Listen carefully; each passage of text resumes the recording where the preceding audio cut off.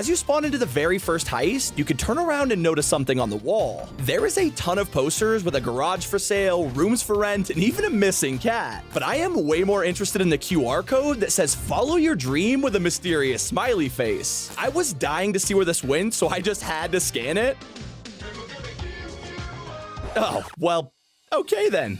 Another one of my favorites is in Warface Breakout, where the devs must have been having a horrible day when creating this door. Fans speculated for weeks what could be hiding inside until one day the cage around it disappeared. Now you can activate the C4 on the wall and blow up the door, revealing the devs just hated us this whole time.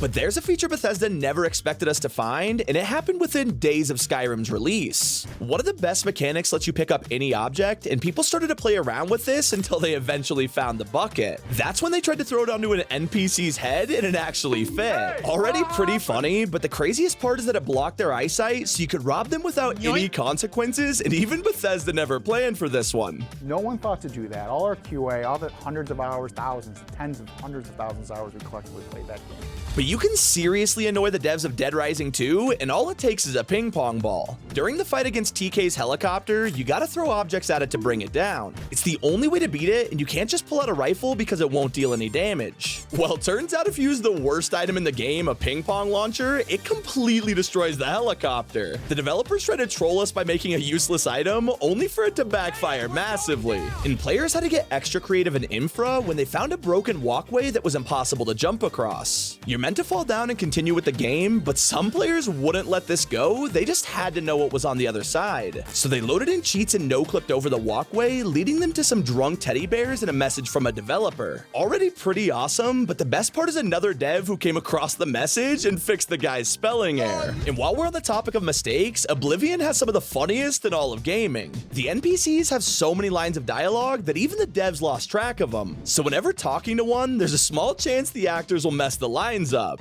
I heard that thieves broke into the Arcane University, the Imperial Legion compound, and the temple all on the same night. Wait a minute, let me do that one again. And that's not the only mistake that became iconic. If I asked you to name one item from PUBG, most people would instantly say the frying pan. It's basically the game's mascot at this point, all because of an insane feature that was never meant to happen. So when PUBG released in early access, the devs wanted to let you hit grenades like a baseball bat, so they gave the frying pan collision.